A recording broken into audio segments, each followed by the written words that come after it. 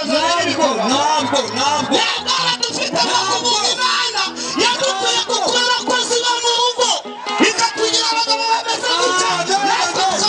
Haleluya. Nakubanye numva ndanezerewe.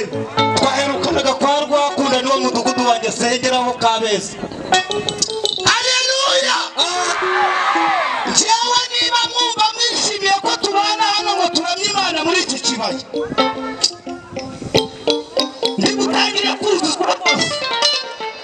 Ariko niba mutarabishaka ishoza icyo navugiranije kuvuga Imana hano ndayivuga ikiba kibe ndayivuga ndayimana arapfa. Mureka tuvuga Imana nibishaka dutahe dupfe ariko twavuze Imana yacu neza. Haleluya.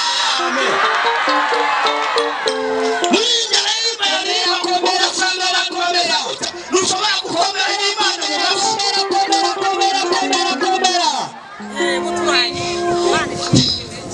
Ahandi bagiye kurebera abantu bambariye urugamba uyu munsi. Turi tayari.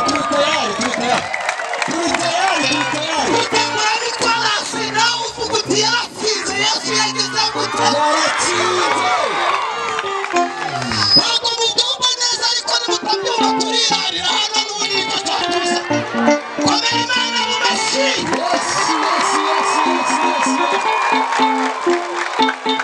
Yaratsinze Yesu yaratsinze umwami w'abamaze ahora ku ngoma iteka.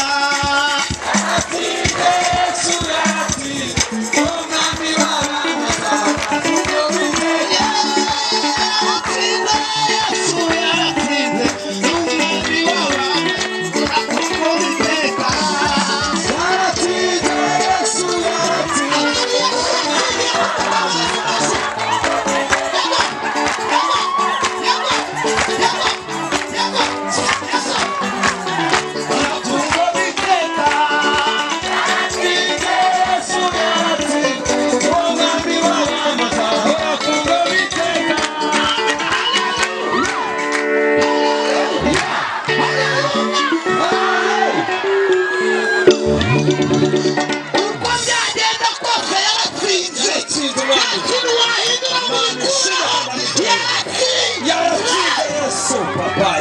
Waratsinze Yesu turagushimira. Ayiwe ni ya mama. Amen.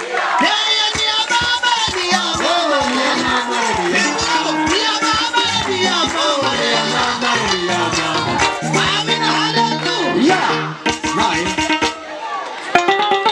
Ubu niyo nakwicara namwamamaje byarangiye.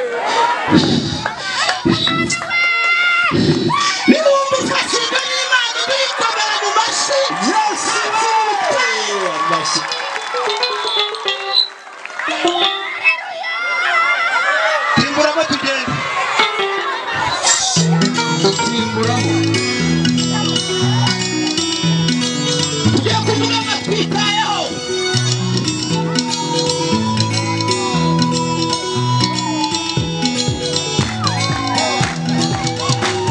Yesu akwitayeho. Yesu akwitayeho.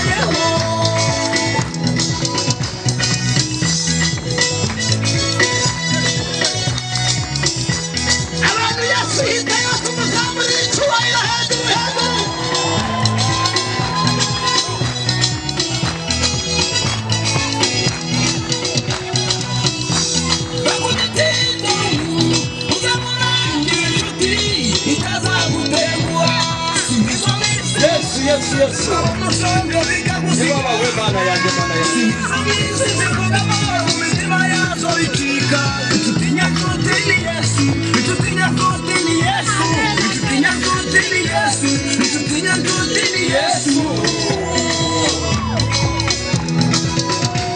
Yesu akwitayeho Yesu akwitayeho